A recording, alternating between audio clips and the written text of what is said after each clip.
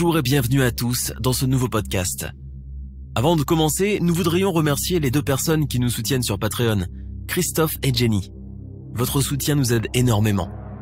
Si vous souhaitez vous aussi vous impliquer un peu plus dans la réalisation de ce podcast, il vous suffit de vous rendre sur patreon.com/lecoinducrime. Merci et on commence. Le crime passionnel nous captive, car il nous renvoie toujours à une histoire d'amour qui a mal fini. On suit avec intérêt les circonstances du drame et on ne peut s'empêcher de plaindre ces honnêtes gens qui finissent sur le banc des accusés. Aujourd'hui, nous allons parler de la fin tragique d'une jeune et belle femme de 24 ans, morte en pyjama, étranglée chez elle. Qui a bien pu faire une chose aussi abominable? Est-ce un crime d'amour? C'est ce que nous allons découvrir ensemble.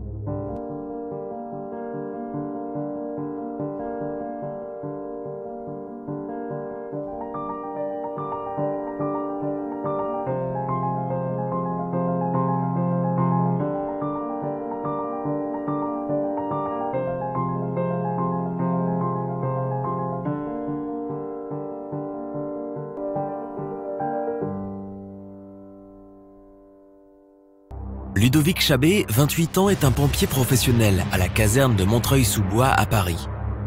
Le samedi 26 février 2005, à 8h30 du matin, et après une garde de 48 heures, il rentre chez lui au nord de la Picardie. Ludovic habite avec sa femme à Humbercourt, un village de 255 habitants à la frontière du Pas-de-Calais. Fatigué par cette longue période de travail qu'il vient d'achever, Ludovic se met au volant pour rentrer au plus vite. Il va parcourir 200 km d'une route qu'il connaît par cœur puisqu'il l'emprunte chaque semaine. Arrivé à la maison, il remarque la porte fermée à clé. C'est normal puisque c'est samedi matin et sa femme Françoise doit encore dormir. Il ouvre et là, l'horreur. Françoise est allongée par terre sur le carrelage. Elle gît sur le ventre, sur le sol. Elle est en pyjama et il y a des traces de sang à quelques centimètres de sa tête. Il la retourne pour voir si elle respire encore. Elle a les yeux gonflés, le visage tuméfié et les mains froides. Ludovic est tétanisé par la vue de sa femme bien-aimée dans cet état. Il est incapable de faire les gestes de secours. Il appelle les secours. Il est exactement 10 heures du matin. Toujours en état de choc, il appelle ses parents, ceux de Françoise, et aussi son capitaine à la caserne de Montreuil. 15 minutes plus tard, les pompiers et les urgences arrivent sur place. Ils retournent le corps de Françoise que Ludovic avait remis face contre terre. Françoise est en arrêt cardio-respiratoire. Du sang coule de ses oreilles. Elle porte encore les boules quiesces qu'elle avait mises pour dormir. Les pompiers dénouent avec difficulté l'écharpe qui est serrée avec force autour de son cou. On veut la réanimer, mais c'est trop tard. Françoise est morte. Les gendarmes de Doullens, dans la commune voisine, arrivent et inspectent la maison. Aucun signe d'effraction, aucune trace de lutte et pas de vol. Dans la chambre, le lit n'est défait que d'un seul côté, là où dormait Françoise. Ils cherchent autour de la maison des traces de pas qui peuvent être suspectes, mais rien. Pensant que c'est un accident, les gendarmes repartent sans faire de prélèvement et sans mettre la maison sous scellé. La maman de Françoise et celle de Ludovic, pensant bien faire, vont faire le ménage avant de partir. Elles font le lit, lavent la vaisselle, nettoient le sang sur le carrelage du salon et jettent les mégots. 2 jours après la découverte du corps, au centre hospitalier d'Amiens, on pratique l'autopsie. Elle révèle des coups sur le visage. 3 hématomes sont décelés. Un à l'arrière de la tête, un au front et un autre sur les lèvres. Françoise a été frappée et elle est morte par strangulation. Ce n'est ni un accident ni un suicide. Françoise a été étranglée avec son écharpe. C'est une mort d'origine criminelle. Les gendarmes courent fouiller la maison et la mettre sous scellé, mais c'est trop tard. La scène de crime a été endommagée. On estime l'heure de la mort de Françoise entre 6 et 10 heures. Les enquêteurs effectuent, en chronométrant, le trajet entre la caserne de Montreuil que le pompier a quitté à 8 heures et la maison d'Humbercourt. Repéré par un paiement par carte bancaire à un péage à 9h01, cela paraît impossible qu'il soit arrivé chez lui avant 10 heures. Les gendarmes interrogent la famille et les amis de Françoise. Tous brossent le portrait d'une jeune femme discrète, réservée et souriante. Elle et Ludovic s'étaient rencontrés alors que Françoise, âgée de 17 ans, était encore au lycée. En 2002, ils se marient et s'installent chez les parents avant d'acheter leur propre maison au village. Ludovic et Françoise, selon leurs proches, paraissaient très amoureux. Ils projetaient d'avoir des enfants, mais pas tout de suite. Ils étaient encore jeunes. Françoise travaillait comme secrétaire commerciale dans une petite entreprise de produits agricoles. Elle menait une vie très sage entre le boulot et la maison, et elle était très fière que son mari exerce le métier de pompier à Paris. Que lui est donc-il arrivé? La veille de sa mort en sortant du travail, Françoise est allée dîner chez ses beaux-parents à 20 km de chez elle. C'était son habitude lorsque Ludovic était de garde. Elle repart, malgré la neige. Elle lui téléphone pour dire qu'elle est rentrée. C'est la dernière fois qu'il va entendre sa voix. Il semblait que tout allait bien pour ce jeune couple sage et rangé. Pourtant, l'entourage de Françoise avait remarqué quelques semaines avant sa mort que son comportement avait changé. Elle était anxieuse et fatiguée. On l'a vue même éclater en sanglots plusieurs fois. Sans réussir à lui tirer un mot, car, de par sa nature, elle ne se confiait pas. On voyait bien que quelque chose n'allait pas. Même sa cousine et meilleure amie n'a pas réussi à la faire parler. Françoise déclare quand même à une collègue au bureau que, maintenant, ce ne sera plus jamais comme avant. Sans en dire plus. Que voulait-elle bien dire par ça? Les gendarmes de Doullens et Amiens continuent l'enquête en faisant le tour du voisinage et auditionnent la famille et les collègues. La piste du rôdeur est écartée, la maison était fermée à double tour du devant comme de l'arrière et il n'y a pas eu de vol. La juge d'instruction demande une expertise génétique sur l'écharpe, l'arme du crime. On retrouve alors une tache de sang et 2 ADN masculins. Celui du mari et l'autre. Celui du pompier qui a desserré l'écharpe au moment de la découverte du corps. Françoise n'a pas été violée, mais on retrouve du sperme dans son vagin. Malheureusement, il n'a pas été prélevé à temps et ne fournit aucune information. Les gendarmes interrogent Ludovic à plusieurs reprises. Ils sont intrigués par ce pompier aguerri qui n'a pas tenté la moindre manœuvre pour sauver sa femme. Certes, il a appelé le SAMU, mais il n'a pas desserré le foulard autour du cou de la victime. Pourquoi? Il dit qu'elle était déjà morte, mais les urgentistes disent qu'ils l'ont trouvée encore chaude et pas rigide. C'est bizarre. Les gendarmes commencent alors à le soupçonner sérieusement et le mettent sur écoute. Et ils en apprennent des choses.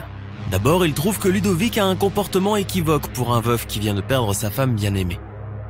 Il consulte des sites internet de rencontres et il a une aventure passagère avec une collègue de la caserne, alors que Françoise vient tout juste d'être enterrée. Ludovic est donc mis en garde à vue. Et même s'il clame sans cesse qu'il est innocent, on ne le ménage pas. Il est interrogé pendant des heures sans arrêt. Les enquêteurs convoquent aussi sa mère et sa sœur et font en sorte que Ludovic, dans un autre bureau, puisse les apercevoir pendant qu'elles sont interrogées, menottes au poignet. Le 3 mai 2005, Ludovic, épuisé, finit par avouer. Il déclare qu'il a tué Françoise accidentellement lors d'un jeu. Ce jeu était le suivant. Françoise est debout, Ludovic est debout derrière elle. Il écarte les bras, les rabat vivement devant lui, claquant ses pommes l'une sur l'autre au niveau de la tête de Françoise. Françoise doit se baisser pour éviter que sa tête se retrouve claquée entre les mains de Ludovic. Françoise ne s'est pas baissée assez vite et a été assommée. Mais ses propos ne correspondent pas aux constatations effectuées par les expertises médico-légales et Ludovic revient de toute façon sur ses aveux dès l'interrogatoire suivant.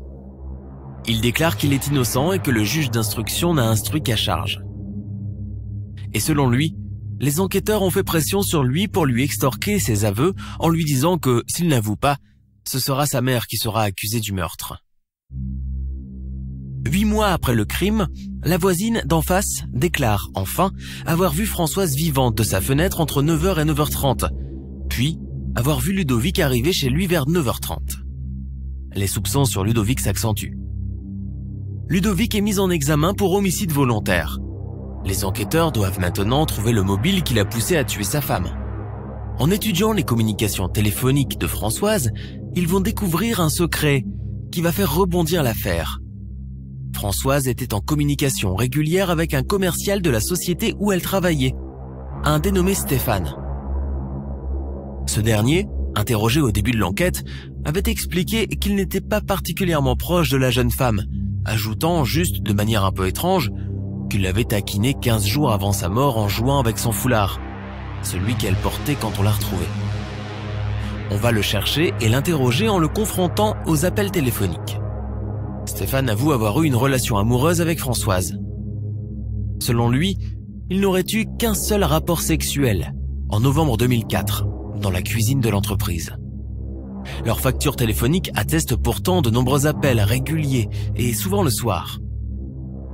Puis, une dernière conversation de 13 minutes, le 2 février 2005. Ce jour-là, Stéphane venait d'apprendre que sa femme était enceinte et voulait rompre avec Françoise. C'est aussi à partir de cette date que Françoise a commencé à manifester des signes dépressifs, ces fameuses crises de larmes. Elle a même demandé un arrêt de travail pour la première fois de sa carrière. Est-ce que Françoise était amoureuse et voulait quitter Ludovic? Est-ce qu'elle n'a pas pu accepter la rupture avec son amant Stéphane? Qui a tué Françoise? Le mari jaloux? Ou l'amant exaspéré pour mettre fin à sa liaison adultère? Ou à un chantage? Que de questions qui restent sans réponse. Placé en détention provisoire quelques mois, puis remis en liberté, Ludovic reprend son travail chez les pompiers de Paris et refait sa vie. En novembre 2011, après avoir examiné le dossier, la chambre d'instruction d'Amiens estime que les charges sont suffisantes pour envoyer Ludovic Chabet devant la cour d'assises.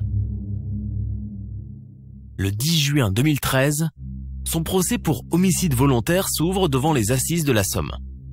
Pour son avocat, maître Philippe Valland, qui a multiplié les recours, sa mise en cause relève de l'erreur judiciaire.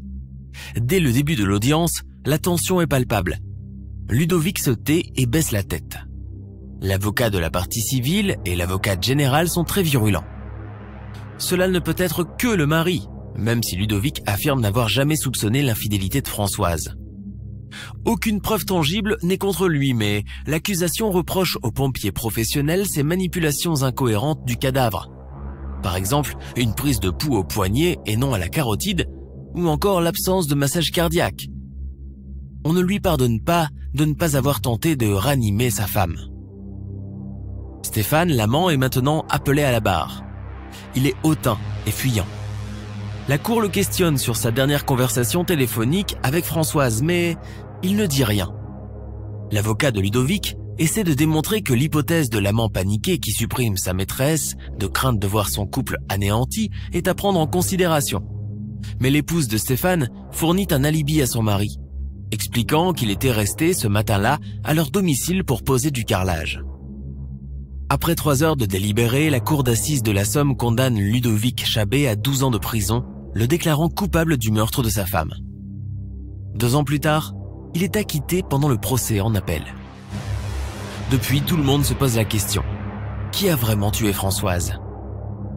Nous sommes à la fin de notre émission du jour. N'hésitez pas à écouter les autres émissions du podcast et à prendre 5 secondes pour nous laisser un 5 étoiles sur iTunes. C'est vraiment très important pour nous. Vous pouvez aussi vous abonner pour ne pas rater les prochains épisodes et nous suivre sur Facebook pour nous en proposer de nouveaux. Merci et à bientôt.